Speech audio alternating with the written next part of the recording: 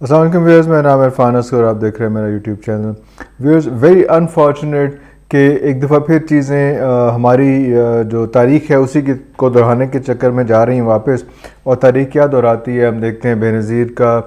قتل، اور اس سے پہلے بہت سارے جو ہے وہ اس قسم کی چیزیں. اور آج جو ہے ایک اور چیز سامنے آ گئی ہے، وہ چیز یہ ہے کہ عمران خان صاحب کو اس قسم کی تھریٹ آ رہی ہے، اور اس کے بارے میں بھی آپ کو تھوڑی دیر بعد بات کرتا ہوں. لیکن اس سے پہلے ایک اور بات یہ بھی ہے کہ جو پٹواریوں کی حکومت، اور پٹواری کہتے ہیں، اس میں تو اس وقت پٹواری کیا سوچ رہے ہیں اس حکومت کے بارے میں، اور ان کے ساتھ کیا ہاتھ ہو گئے، اس کے بارے میں بات کروں گا. اور یہی بات کروں گا کہ ان کے اپنے ہی بندے جو ہیں وہ کون سے بندے ہیں جنہوں نے سارے کا سارا بھانڈا پھوڑ دیا ہے اور سارا ایکسپوز کر دیا ہے، سارا لنکا ڈھا دیے کہ ایکچولی یہ اچانک ان کو کیا ہوا کہ کیسے ان کو آنا پڑ گیا فوری طور پہ گورنمنٹ میں، اور اگر گورنمنٹ میں نہ آتے تو کون سی پرابلمز فیس کرتے ہیں. لیکن شروع کرتے ہیں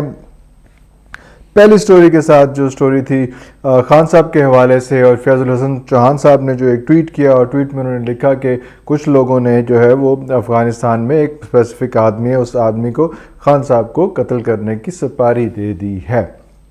یہ اس کو اگر ڈائسیکٹ کریں، کیونکہ ان ڈیپتھ انالیسس جب کرتے ہیں ہم اس میں، تو وہ مجھے کچھ دوستوں نے اس میں گروپ میں لکھا بھی، اس میں کمنٹس میں، کہ جی آپ پرانی خبریں نہیں، خبروں کو ڈائسیکٹ کرتے ہیں نا. ان ڈیپتھ انالیسس جو ہے وہ ہوتا ہے کہ سلسلہ چل کیا رہا ہوتا ہے. آپ نے یہ دیکھا کہ بے نظیر بھٹو کی جو سچویشن تھی، انہوں نے بھی اپنے کچھ دوستوں کو ای میل کر دی ہوئی تھی پاکستان آنے سے پہلے کہ مجھے ڈیتھ تھریٹ ہے، لیکن یہ سارا کچھ ہوگا. اس کے بعد جب یہاں پہ ان کا ایک بہت بڑا قسم کا استقبال ہوا، جس پہ دنیا حیران پریشان رہ گئی، اور مشرف صاحب بھی تھے اس وقت بھی. اور اس کے بعد ان کو وہاں پہ بھی بلاسٹ کیا گیا. میں اس وقت جیو ٹی وی میں تھا، سارا کچھ ہم لوگوں نے کور کیا. کراچی میں ہی میں تھا، اور کراچی میں یہ ساری ہیپننگ ہوئی تھی ان کو جب آئی تھیں. اور وہ ایک شور تھا کہ یہ کوئی سچویشن اس قسم کی ضرور کریٹ ہوگی. اس وقت جو دو بلاسٹ ہوئے، اور لیکن وہ محترمہ کو وہاں سے ریسکیو کر لیا گیا اور بچا لیا گیا، اور ان کو بلاول ہاؤس لے گئے تھے، وہاں پہ بچت ہو گئی تھی. لیکن اس کے بعد پھر جب لاہور آئیں تو لاہور میں ان کو جہاں ٹھہری ہوئی تھی وہاں پہ ہاؤس اریسٹ کرنے کی کوشش کی، اس لیے کہ آپ کو جو ہے وہ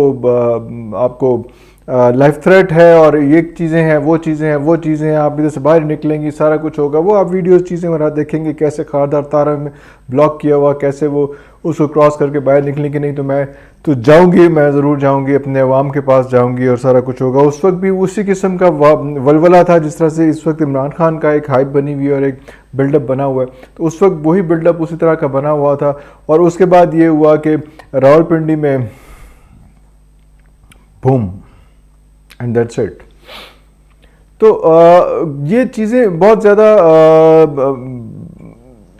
جوائن ہو رہی ہیں اور کنیکٹ ہو رہی ہیں اس وقت خان صاحب کے ساتھ. اور یہ ابھی پہلے بھی ان کو تھریٹ دی جاتی تھی. ظاہر بات ہے جس بندے کو روکا نہ جا سکتا ہو، جس کا عوام کا ایک ایسے جمع غفیر ہو اور ایسی چیزیں ہوں، اور ایٹ دا سیم ٹائم یا تو ہونا کہ آپ اس بندے کو ڈھک لیں، یا اس کی پالیسی کو ڈھک لیں، یا پھر ایسا ہو کہ آپ عوام کو اس قسم کے ریلیف دے دیں، اس قسم کی چیزیں دے دیں کہ عوام کہے کہ واہ واہ واہ واہ، کون عمران خان، اصل بندہ تو یہ تھا. اب وہ بھی نہیں ہو سک رہا، تو عمران خان کا نیریٹو جو ہے وہ بڑھ کے سامنے آتا جا رہا ہے. فیٹف کا آپ دیکھ لیں کہ فیٹف کو کس طرح سے جو ہے وہ عمران مان لیا سب لوگوں نے. اب تو ہنا ربائی نے بھی کہہ دیا کہ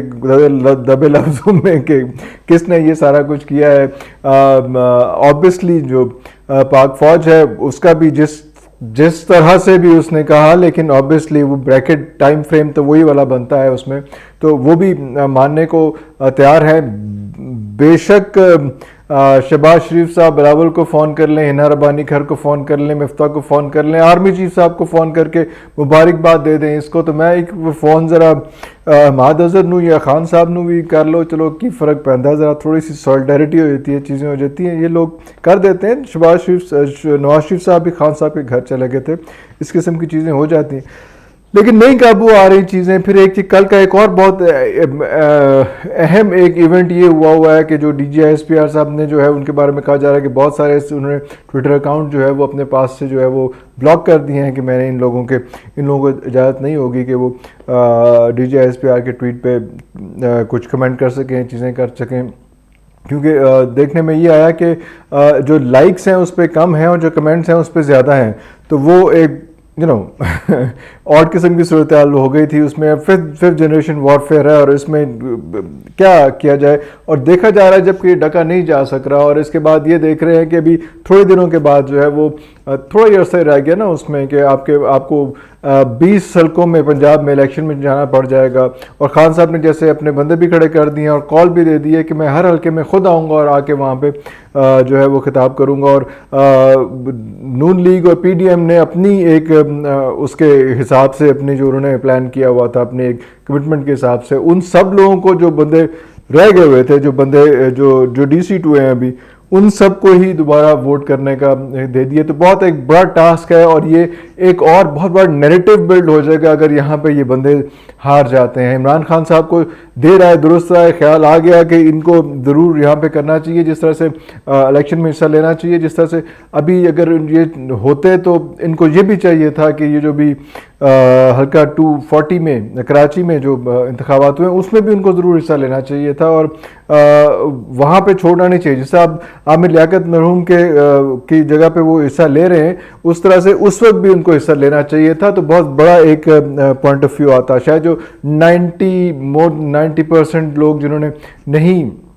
ووٹ ڈالے, اگر خان صاحب وہاں چلے جاتے اور ان کی کال کے اوپر اگر جو ہے وہ کچھ ووٹ ڈل جاتے 10-12 ہزار پہ تو جیتے اگلے, انہیں بھی ووٹ نہ پہ سکتے کس طرح ہو سکتا سی, تو وہ کر لیتے. تو یہ میرے خیال اس ایوریج کو بھی دیکھ کے انہوں نے کہا کہ ہمیں عامر لیاقت کے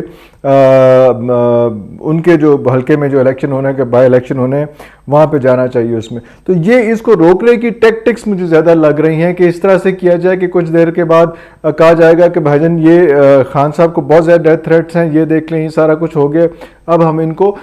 ویسے ہاؤس اریسٹ نہیں کر رہے, ہم ان کی جان کو خطرہ لاحق ہے اس وجہ سے ان کو ہاؤس اریسٹ کر رہے ہیں. یہ ایک بڑی میتھ ہو سکتی ہے کہ کسی طریقے سے ڈکا جائے. اگر خان صاحب اگر ایک شیر جو ہے وہ دوسرے شیر کے سامنے آ جاتا ہے, ایک زندہ شیر ایک تھوڑے سے لاغر شیر کے سامنے آ جاتا ہے پنجاب میں اور اس الیکشن کو امپیکٹ کر دیتا ہے, تو بہت بڑی پرابلم کریٹ ہو جائے گی, بہت بڑا رولا ہو جائے گا وہاں پہ. اس لیے بھی وہ خان صاحب کو ڈکنے کی کوشش کر رہے ہیں, جس میں لائف تھریٹ اور جو سیاست ہوتی ہے نا وہ اس کا سینے میں دل نہیں ہوتا. تو یہ خدا نخواستہ ایک بم بھی کیا جا سکتا ہے. میں اللہ نہ کرے کہ ایسی صورتحال میں ہم اس کے متحمل بھی نہیں ہو سکتے. متحمل تو ہم پہلے بھی نہیں ہو سکتے تھے, بے نظیر صاحبہ کے دور میں بھی نہیں ہو سکتے تھے, بھٹو صاحب کے دور میں بھی ہو سکتے تھے, ایوب خان صاحب کے دور میں بھی نہیں ہو سکتے تھے, نواز شریف کیا نام ہے ضیاء الحق صاحب کے دور وہ تو چلتی رہتی چیزیں, پتہ نہیں کیا کدھر کو ہم جا رہے ہیں. لیکن یہ امپورٹنٹ فیچر ہے کہ اس کو اس طرح سے بریکٹ بھی کیا جاتا ہے, ڈھکا بھی جاتا ہے. دوسری سٹوری کی طرف ابھی ہم آتے ہیں کیونکہ بہت لمبا ویلاگ ہو گیا پہلی بات کے اوپر. دوسری سٹوری جو تھی وہ یہ تھی کہ پٹواریوں کے ساتھ کیا ہو رہا ہے. بڑے شوق سے بڑے رولا شولا ڈال کے ایک باری پھر شیئر کر کے لے کے آئے تھے, اور سب لوگ بھی آ جاتے ہیں, آ کے بیٹھ جاتے ہیں اور کہتے ہیں کہ اس تاریخ کو ہم لوڈ شیڈنگ ختم کر لیں گے, اس تاریخ کو لوڈ شیڈنگ ختم کر لیں گے, اس تاریخ کو لوڈ شیڈنگ ختم کر لیں گے. لیکن کچھ نہیں ہوا جا رہا. جو ہوا جا رہا ہے وہ یہ ہے کہ بھائی جان ہم کچھ نہیں کر سکتے. جو بیسٹ سولوشنز ہیں ان کے پاس یہ ہے کہ چاہ پینا کاٹ کر دو, اور دوسرا ہے کہ جی رات نو بتیاں بند کر دو, اور ساڑھے تے نہ رہنا, آپ کچھ کر لینا. اب اتنی گرمی کے موسم میں, اتنے ہاپ سے اتنے سارے کچھ کے موسم میں شام ہی جو ہوتی ہے تھوڑی سی ریلیکسنگ ہوتی ہے کہ جس میں لوگ جاتے ہیں بازار شاپنگ کرتے ہیں اور اپنے گھر کا خرچہ جو بھی انہوں نے پرچیزنگ وغیرہ کرنی ہوتی ہے وہ کرتے ہیں. تو انہوں نے کہا 9 بجے کے بعد جو ہے کوئی دکان نہیں کھلے, کوئی نہیں کھلے, ریسٹورنٹ آ کے پارٹی پوٹی کرنی ہے ٹھیک ہے کر لیں, اس میں دوائیاں خریدنی ہے آپ کر لیں, پیٹرول ڈلوانا ہے جس کی حیثیت ہے پیٹرول ڈلوا لے, لیکن اس کے علاوہ کچھ نہیں کر سکتا. تو وہ ایک بڑا وہ لطیفہ چل رہا تھا نا کہ ایک بندہ جو ہے کہ ایک پٹواری تھا موٹر سائیکل لے کے جا رہا تھا, اور اس کو ایک یوتھی نے دیکھ لیا کہ بھائی جان یہ کیا ہو رہا ہے, کس قسم کی صورتحال ہے. تو اس نے کہا کہ نہیں بھائی جان پیٹرول ٹینکی میری فل ہے, یہ بس پلگ کچرا آ گیا. تو ابھی بھی جو ہے پٹواریوں کے پلگ میں کچرا آ گیا ہوا ہے, اور بڑی پرابلمیٹک سچویشن ہے اس وقت,